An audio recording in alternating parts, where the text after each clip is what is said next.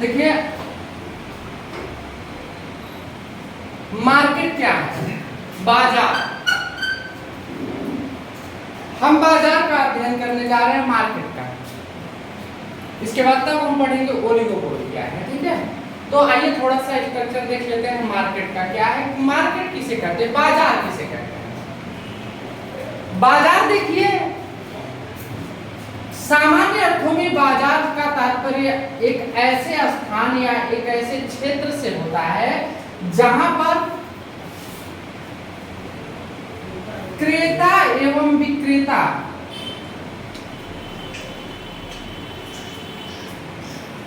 भौतिक रूप से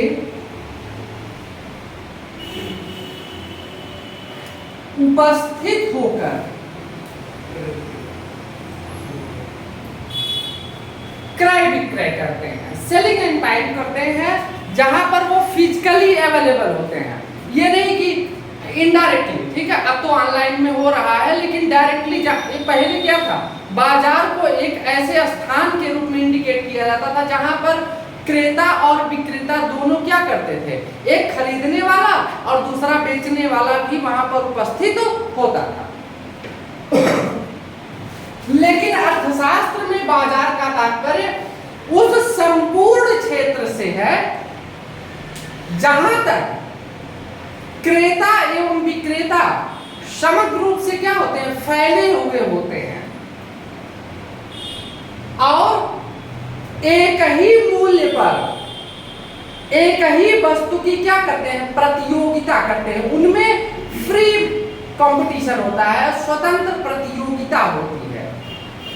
देखते नहीं है कि बाजार में जब आप जाते हैं तो देखते हैं कि वो सोचता है हम ज्यादा बेच लें इसी कीमत पर, वो सोचता है हमारे पास ज्यादा ग्राहक आए, तो एक ही कीमत पर जब वस्तुओं का आदान प्रदान होता है, सेम वस्तु, मान लीजिए ये पेन है और इस पेन की कीमत 10 रुपए है, बाजार में सभी लोग 10 रुपए कीमत पर इस पेन को बेच रहे हैं। आप विचार कीजिए कि अगर आपके पास कस्टमर ज्यादा आए तो आप क्या चाहेंगे, कस्टमर कैसे ज्यादा आएंगे, तो आपके व्यवहार पर निर्भर करेगा, है ना। क्योंकि अगला भी 10 रुपए का दे रहा है, आप भी 10 रुपए का दे रहे हैं और आप सोच रहे हैं कि अगले से ज्यादा आपके पास कम कस्टमर ज्यादा आए, तो कस्टमर आपके पास कब ज्यादा आएंगे, आपके व्यवहार पर डिपेंड करेगा। तो स्वतंत्र रूप से क्या होती है, उन सभी के बीच में प्रतियोगिता होती है। अर्थशास्त्र में ऐसे किसी स्थान को ही बाजार कहा जाता है। बाजार लैटिन भाषा के मार्कटस शब्द से उत्पत्ति हुआ है और इसका तात्पर्य होता है माल या व्यवसाय संचालित क्षेत्र, जहां से वस्तुओं का आदान प्रदान, माल का आदान प्रदान या व्यवसाय का संचालन होता है। उस क्षेत्र को क्या कहते हैं, मार्कटस कहते हैं, या लैटिन भाषा में उसको क्या कहते हैं, बाजार कहते हैं। उसी को हम हिंदी में, इंग्लिश में मार्केट और हिंदी में बाजार कहते हैं। बाजार की अपनी कुछ प्रॉपर्टीज या विशेषताएं होती हैं। क्या विशेषताएं हैं बाजार की? बाजार की विशेषता है कि बाजार के लिए क्या होना चाहिए, एक निश्चित स्थान होना चाहिए, एक निश्चित क्षेत्र होना चाहिए भाई, जहां पे क्रेता और विक्रेता उपस्थित होंगे। दूसरी तरफ क्रेता और विक्रेता उस स्थान पर कौन उपस्थित होना चाहिए, क्रेता और विक्रेता की उपस्थिति होनी चाहिए। तीसरा, उनमें क्या होना चाहिए, प्रतियोगिता होनी चाहिए, पूर्ण प्रतियोगिता या स्वतंत्र रूप से प्रतियोगिता होनी चाहिए। ऐसा नहीं है कि एक दूसरे से वो भी बात करने लगे, ठीक है, वो अपना काम अगला कर रहा है, अगला अपना बिक्री कर रहा है, इसमें किसी प्रकार से कोई रोक तो नहीं होना चाहिए। अगला, वस्तु, एक ही वस्तु हो, मान लीजिए वस्तुएं तो बहुत सारी हैं लेकिन सभी के पास वो वस्तु उपलब्ध हो। एक वस्तु का मतलब है कि अगर ये पेन हमारे पास है, आपके पास भी हो, आपके पास भी, आपके पास भी हो, तो ये पेन सभी प्रकार के सभी लोगों के पास उपलब्ध होगा। जब सभी लोगों के पास उपलब्ध होगा तो वस्तु क्या हो जाएगी, समरूप हो जाएगी, होमोजेनियस हो जाएगी। और जब ऐसी वस्तुएं सभी के पास होंगी तो एक ही मूल्य होगा, सेम प्राइस होगी, प्राइस डिस्क्रिमिनेशन नहीं होने पाएगा, है ना। तो प्राइसेस भी क्या होंगी, स्टेबिलिटी होगी, सेम प्राइस होगी। तो ये जो प्रॉपर्टीज है, जिस किसी भी क्षेत्र में या जिस किसी भी स्थिति बाजार में पाई जाती है और हम उसी को कहते हैं बाजार या मार्केट कहते हैं। बाजार क्या है, बाजार की उत्पत्ति कैसे हुई, बाजार की विशेषताएं आपने देखा। अब हम देखते हैं कि बाजार का वर्गीकरण कैसे होता है, क्लासिफिकेशन ऑफ मार्केट, कैसे हम इसका क्लासिफिकेशन करते हैं, वर्गीकरण करते हैं। देखिए बाजार का वर्गीकरण विभिन्न आधारों पर हम करते हैं। क्या बेस है जिसके आधार पर हम इसका क्लासिफिकेशन करते हैं, वो है फर्स्ट है एरिया, अकॉर्डिंग टू एरिया या एरिया बेस। क्षेत्र के आधार पर, क्षेत्र के आधार पर जब हम बात करते हैं तो क्षेत्र के आधार पर हम 4 भागों में इसे वर्गीकृत करते हैं। बाजार को 4 भागों में हम वर्गीकृत करते हैं क्षेत्र के आधार पर। नंबर 1 स्थानीय, लोकल। दूसरा प्रादेशिक, जो प्रोविंशियल है, शहर विशेष तक सीमित रहता है या किसी राज्य विशेष तक सीमित रहता है, प्रादेशिक है। मान लीजिए उत्तर प्रदेश, बिहार में, मध्य प्रदेश में अपने अपने बाजार हैं, ये सभी क्या है, प्रादेशिक मार्केट। और राष्ट्रीय, आप देखिए national stock exchange, Bombay stock exchange, ये सब क्या है, शेयर बाजार, तो राष्ट्रीय मार्केट है ना, पूरी तरह से पूरे देश में फैला हुआ है। और अंतरराष्ट्रीय, इंटरनेशनल। क्षेत्र के आधार पर ये बाजार 4 प्रकार के होते हैं। स्थानीय, जो आपके आसपास उपलब्ध हैं। प्रादेशिक, एक क्षेत्र विशेष या स्टेट या राष्ट्र विशेष, राज्य विशेष में है या प्रांत विशेष में है। राष्ट्रीय, जो पूरे देश में फैला हुआ है। और अंतरराष्ट्रीय, हमारे देश से दूसरे देश तक है। दूसरा है समय के आधार पर। समय के आधार पर भी बाजार को 4 भागों में वर्गीकृत करते हैं। नंबर 1 अति अल्पकालीन, वेरी शॉर्ट रन, इसी को बाजार अवधि या मार्केट पीरियड भी कहते हैं। मार्केट पीरियड, ये देखिए अति अल्पकालीन बाजार होता है। ये बाजार जो अति अल्पकालीन है, वेरी शॉर्ट रन मार्केट है, ये डिमांड साइड होता है, मांग पक्षीय होता है। इसमें क्या होता है, इसमें इस प्रकार के बाजार में पेरिसेबल गुड्स जो होते हैं,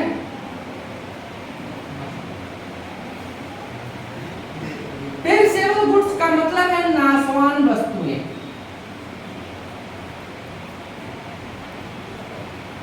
देखिए यहां पर क्या होता है कि अगर मांग हुई तो सब ठीक ठाक है, और डिमांड नहीं हुई तो समय कम है, इसलिए जो सेलर होता है वो कॉस्ट को उतने जल्दी एडजस्ट नहीं कर पाता है। ठीक है, इसलिए अगर डिमांड हो गई बाय द वे तो उसको प्रॉफिट है, और डिमांड नहीं हुई तो उसको लॉस हो जाता है, क्योंकि ये पेरिसेबल गुड्स है, नाशवान वस्तुएं हैं, जल्दी ही क्या होती हैं, नष्ट हो जाती हैं। जैसे दूध, मांस, मछली, अंडा, सब्जी, ये सभी बाजार देखिए 1 घंटे, 1 दिन से लेकर के 1 हफ्ते तक होती है ना। 1 घंटे, 2 घंटे, 6 घंटे, 24 घंटे या 1 सप्ताह, 6 डे तक, 7 डे तक ये मार्केट अवेलेबल रहता है। अब देखते हैं सब्जी कितने दिन तक चलती है। 2-3 दिन, 1 दिन खरीद लीजिए तो 2-3 दिन में नष्ट हो जाएगी। आप नहीं भी उसे यूज करेंगे तो वो नष्ट हो जाएगी। अगर किसी विक्रेता के पास सब्जियां रखी हुई है, दूध, मांस, फल, ये सब रखा हुआ है तो आप देख सकते हैं कि वो अगर बिक्री नहीं होती है उसकी, तो भी वस्तु क्या हो जाएगी, नष्ट हो जाएगी। तो उसे क्या होगा, हानि होगा, लॉस होगा ना। अगला है अल्पकाल, शॉर्ट रन,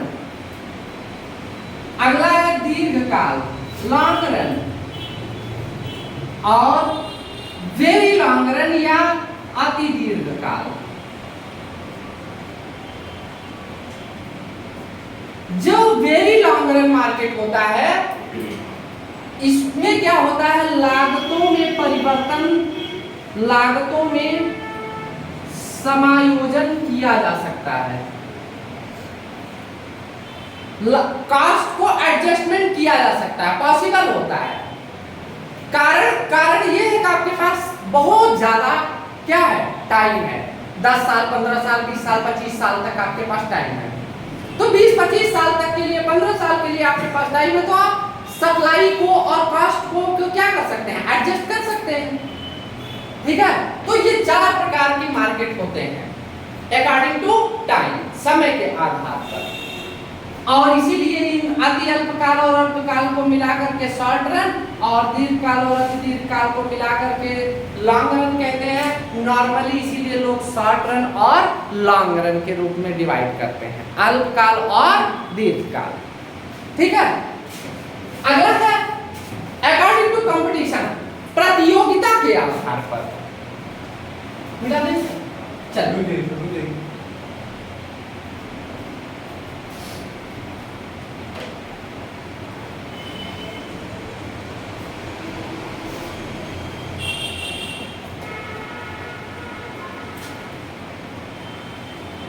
देखिए, प्रतियोगिता के आधार पर जब हम बात करते हैं कंपटीशन के अकॉर्डिंग, तब हम बात करते हैं। देखिए, बाजार कई प्रकार के होते हैं। नंबर 1 पूर्ण प्रतियोगी बाजार, परफेक्ट कंपटीशन। परफेक्ट कंपटीशन में क्या होता है, पूर्ण प्रतियोगी बाजार की स्थिति में क्या होता है कि यहाँ पर सभी के बीच पूर्ण रूप से क्या होती है, प्रतियोगिता होती है, सभी भाग लेते हैं, किसी को रोक टोक नहीं होता है, प्रोडक्ट होमोजीनियस होते हैं और अर्थात वस्तुएं समरूप होती हैं। दूसरी तरफ इसमें प्राइस स्टेबल होता है, प्राइसेस अनचेंज होती है, इसमें कोई परिवर्तन, फर्में इसमें कीमतों में कोई परिवर्तन नहीं कर पाती है, उपभोक्ताओं का शोषण नहीं होता है। दूसरा एकाधिकार, मोनोपोली।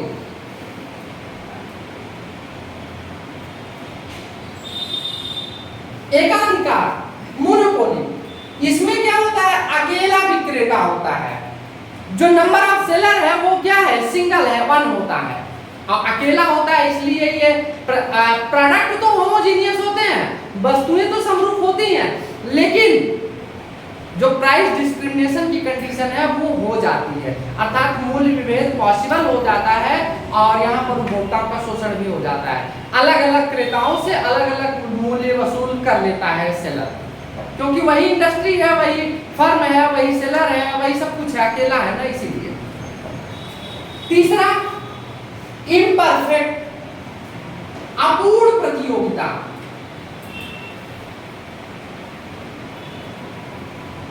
देखिए, इस अपूर्ण प्रतियोगिता शब्द का सबसे पहले प्रयोग 1926 में पियरो श्राफा ने किया था। 1926 में पियरो श्राफा इन्होंने किया था और इन्होंने बताया था कि व्यवहार में न तो पूर्ण प्रतियोगिता पाई जाती है और न ही मोनोपोली अर्थात एकाधिकार पाया जाता है, बल्कि इन दोनों के बीच की स्थितियां पाई जाती है, जिसे हम अपूर्ण प्रतियोगिता कहते हैं। क्या कहते हैं, इम्परफेक्ट कंपटीशन कहते हैं। बाद में 1930 में 1933 में इसका व्यवस्थित रूप में इसका प्रतिपादन श्रीमती जॉन रॉबिन्सन के द्वारा किया गया।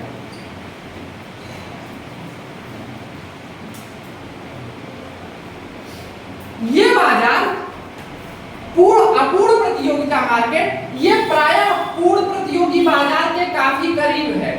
काफी करीब इसलिए होता है क्योंकि इस बाजार में भी वस्तुएं क्या होती हैं, वस्तुएं समरूप होती हैं, प्रोडक्ट होमोजीनियस होते हैं। अगला है मोनोपोलिस्टिक कंपटीशन, एकाधिकारी प्रतियोगिता।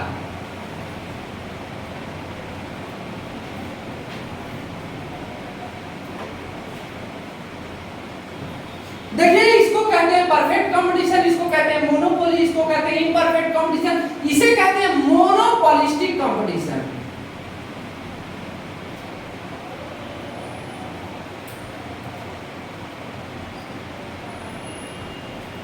इसे भी 1933 में 1933 में चैम्बरलिन द्वारा दिया गया। 1933 में इस बाजार को किसने दिया? चैम्बरलिन। चैम्बरलिन कहते क्या है? देखिए ये बाजार क्या है, इस बाजार की विशेषता है कि इस बाजार में पहली बात तो क्रेताओं और विक्रेताओं की संख्या अधिक तो होती है, लेकिन इतनी अधिक नहीं होती है जितना कि पूर्ण प्रतियोगिता में होती है। पूर्ण प्रतियोगिता में number of buyer and seller infinite होते हैं, अनंत होते हैं, लेकिन इसमें क्या होता है, उससे कम होते हैं। अधिक तो होते हैं, मोर देन तो होते हैं, बट क्या है, इनफिनिट से इनफाइनाइट से क्या होते हैं, लेस होते हैं, कम होते हैं, अनंत से कुछ कम होते हैं। और इस बाजार में देखिए यहां पर अभी तक आपने देखा इन तीनों ही बाजारों में प्रोडक्ट होमोजीनियस होते हैं, लेकिन यहां पर जो प्रोडक्ट होते हैं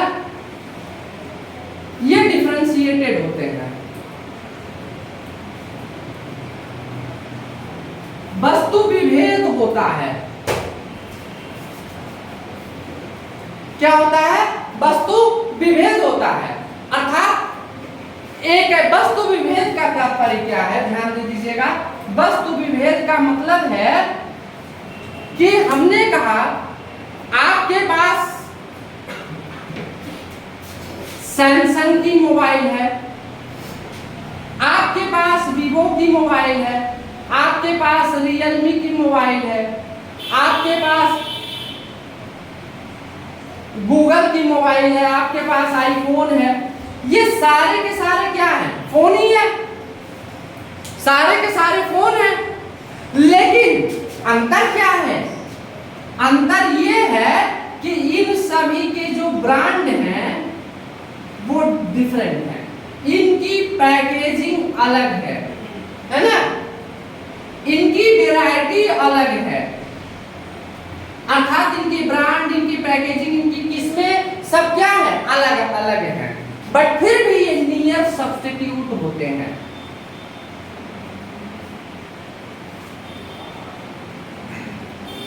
निकट स्थानापन्न होते हैं। अर्थात आप देख रहे हैं, आपके समक्ष अगर आपको ये मोबाइल मान लीजिए सैमसंग का लेना है, तो सैमसंग का आप लेने गए, आपके एक दुकान पर नहीं मिला, दूसरे दुकान पे भी नहीं मिला, तो आप वहीं बगल में आपको किसी और दुकान पर उसी रेट पे वीवो का मोबाइल मिल गया, सेम फीचर्स, तो आपने क्या किया, रिप्लेस कर दिया ना सैमसंग को, किससे सब्स्टिट्यूट कर दिया ना, वीवो से, है ना, वन प्लस से। तो ये विभिन्न प्रकार के ये जो ब्रांड पैकेजिंग है, ये क्या है, प्रोडक्ट डिफरेंशिएशन कहलाता है। इसी को कहते हैं प्रोडक्ट डिफरेंशिएशन, ठीक है, वस्तु विभेद। चैम्बरलिन ने कहा कि जो व्यवहार में है, ये व्यवहार में यही मार्केट पाया जाता है, ठीक है। पूर्ण प्रतियोगिता, अब तो ना कोई ऐसा बाजार है, पहले था, आप देखते थे पहले था, पहले एक ही प्रकार के वस्तुएं पूरे बाजार में उपलब्ध होती थी, है ना। तब इतना टेक्नोलॉजिकल प्रोग्रेस नहीं था, इतना इंप्रूवमेंट नहीं था, इतना ग्रोथ वगैरह कुछ तो था नहीं, ना ही जो है इंडस्ट्रियलाइजेशन बहुत ज़्यादा था, है ना, अर्बनाइजेशन नहीं था, तो सब कुछ कम था, तो इसलिए एक ही प्रकार के प्रोडक्ट हर जगह दिखाई देते थे। वही चेतक की स्कूटर पूरा मार्केट भर में घूमती थी, है ना। लेकिन आज क्या है, आज देखिए बहुत सारी कंपनियां आ गई हैं, एकाधिकार, रेलवे आज पूरा का पूरा रेलवे एकाधिकार के रूप में काम करता है, एक ही व्यक्ति के अंडर में है, उसका एक ही मालिक है टोटल। अब धीरे धीरे देखिए वो भी डिसेंट्रलाइज करते चले जा रहे हैं ना, प्राइवेट सेक्टर को बेचते चले जा रहे हैं। तो इस प्रकार मार्केट में क्या हो रहा है, ये मार्केट पहले पाए जाते थे लेकिन अब नहीं पाए जा रहे हैं। तो इन्होंने कहा कि अब ऐसे बाजार पाए जा रहे हैं जिसमें कुछ हद तक प्रोडक्ट सेम भी है और प्रोडक्ट डिफरेंशिएटेड भी है ना, अर्थात वस्तुएं समरूप भी है और वस्तु विभेदित भी है। अगला बाजार है ओलिगोपोली, अल्पाधिकार।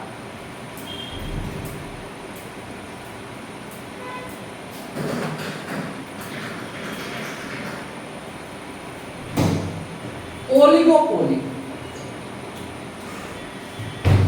अब देखिए ओलिगोपोली जो मार्केट है, अल्पाधिकार बाजार है, ध्यान दीजिएगा पहले जो व्यवहार में है, आपके डेली लाइफ में है, यही दो मार्केट ही पाए जाते हैं, एक मोनोपोलिस्टिक कंपटीशन और दूसरा ओलिगोपोली।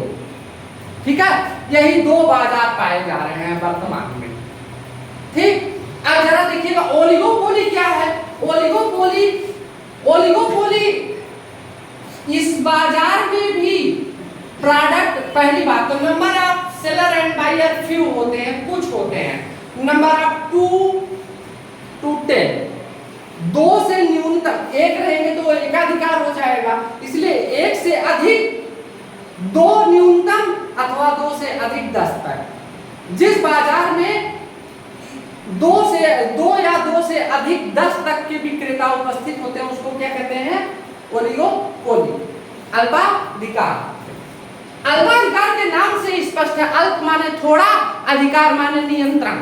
ठीक है, इस प्रकार एक ऐसा बाजार है जिसपे कुछ व्यक्तियों का अधिकार है या कुछ व्यक्तियों का नियंत्रण है, उन्हीं व्यक्तियों के बीच में ही क्या होती है? प्रतियोगिता होती है, इसलिए इसको हम अल्पाधिकार कहते हैं। इस बाजार में भी प्रोडक्ट एक तो होमोजीनियस होते हैं और दूसरी तरफ प्रोडक्ट डिफरेंशिएटेड भी होते हैं। अगर प्रोडक्ट होमोजीनियस है तो इसको कहते हैं पूर्ण अल्पाधिकार, और दूसरी तरफ विभेदित होते हैं तो इसको कहते हैं विभेदित अल्पाधिकार। तो इस प्रकार आपके बाजार में पूर्ण प्रतियोगिता, एकाधिकार, अपूर्ण प्रतियोगिता, एकाधिकार, प्रतियोगिता और अल्पाधिकार। इसी का अल्पाधिकार का छोटा छोटा पार्ट है। कई बाजार और भी होते हैं जो आते हैं मार्केट में। अभी हम आपको ओलिगोपोली फिर विस्तार से पढ़ाएंगे, लेकिन बस मार्केट का नेचर हम पढ़ा रहे हैं तो बता रहे हैं आपको।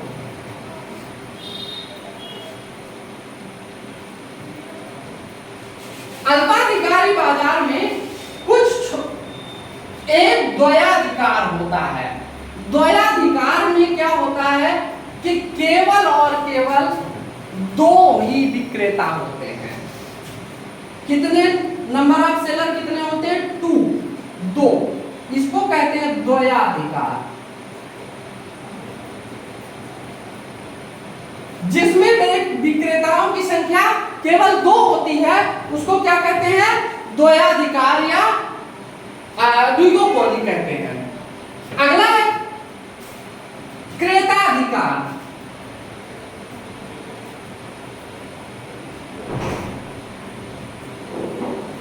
क्रेताधिकार, आप जरा देखिएगा, क्रेताधिकार के नाम से स्पष्ट है कि एक ऐसा बाजार है जिसमें वस्तु अथवा साधन दोनों बाजारों में क्रेता का अधिकार है, अर्थात अकेला ही क्रेता है, खरीदने वाला अकेला है।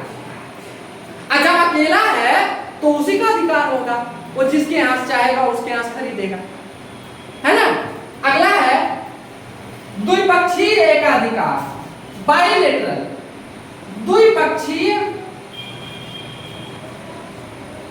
एकाधिकार। देखिए द्विपक्षीय का मतलब है बाइलेटरल, दोनों तरफ एकाधिकार की स्थिति है, अर्थात एक सेलर भी है और एक ही बायर भी है, एक क्रेता और एक विक्रेता। जिस बाजार में केवल एक क्रेता और एक विक्रेता उपस्थित होते हैं उसी को क्या कहते हैं? द्विपक्षीय एकाधिकार। ठीक है,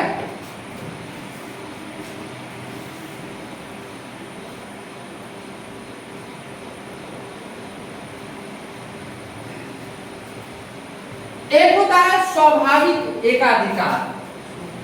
स्वाभाविक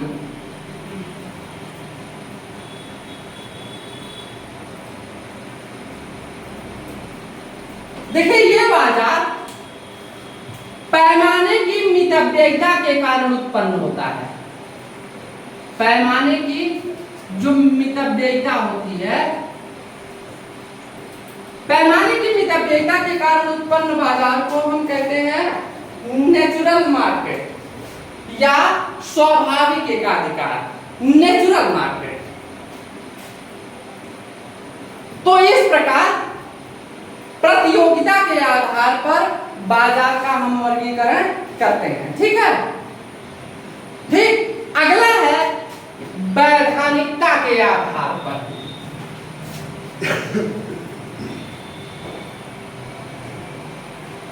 मिटा दें सर?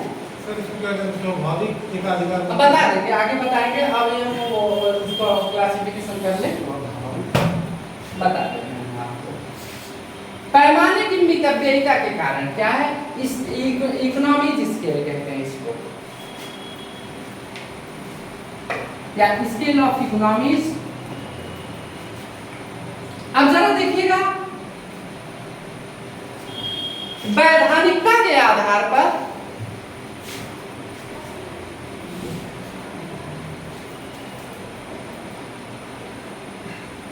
इसके आधार पर जब वर्गीकरण करते हैं हम, तो एक को कहते हैं लीगल मार्केट, वैध मार्केट, और दूसरे को कहते हैं अवैध मार्केट,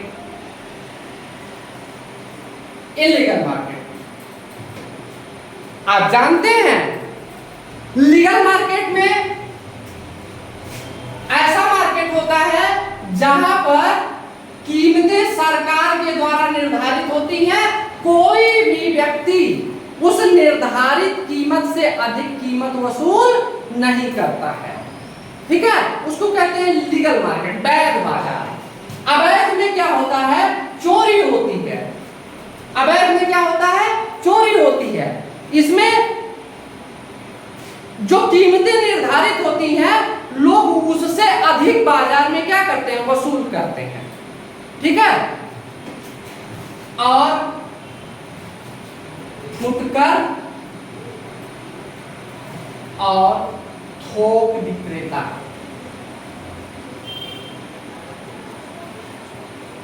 विक्रेताओं के आधार पर देखिए बात करें हम, तो एक रिटेलर होता है, दूसरा होलसेलर होता है।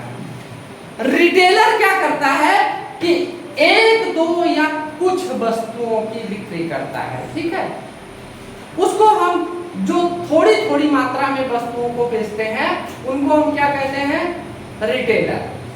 और वहीं जब बड़े पैमाने पर वस्तुओं की बिक्री करते हैं, तो उनको हम कहते हैं क्या, होलसेलर। ठीक है, इस प्रकार बाजार का वर्गीकरण विभिन्न प्रकार से हम करते हैं। अब आपको हम पढ़ाएंगे ओलिगोपोली।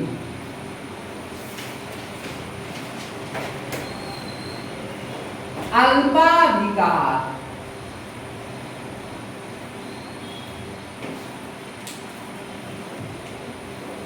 अल्पाधिकार, अल्प प्लस अधिकार।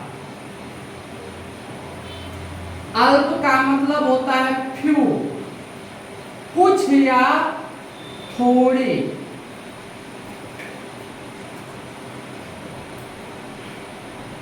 अधिकार का मतलब होता है नियंत्रण,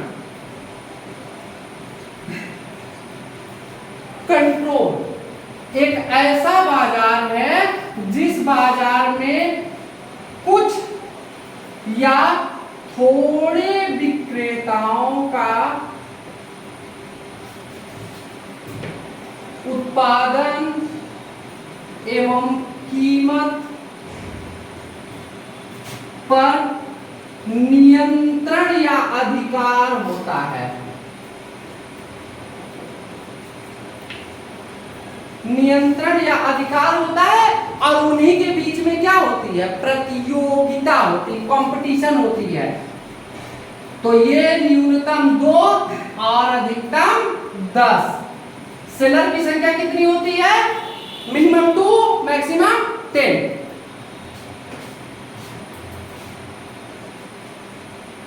ओलिगोपोली, अल्पाधिकार, ये मोनोपोली एंड परफेक्ट कंपटीशन के बीच की स्थिति है। ये बाजार अभी आपने देखा पूर्ण प्रतियोगिता और एकाधिकार, इन दोनों के बीच की स्थिति को हम अल्पाधिकार कहते हैं। इस प्रकार अल्पाधिकार की विशेषता, देखिए अल्पाधिकार क्या है और अल्पाधिकार की विशेषताएं क्या है, अल्पाधिकार कितने प्रकार का होता है, इसकी चर्चा हम कल वाली क्लास में करेंगे और काफी विस्तार होगी। ये आपके सिलेबस में भी है और आपको विस्तार से पढ़ाना भी है, ठीक है।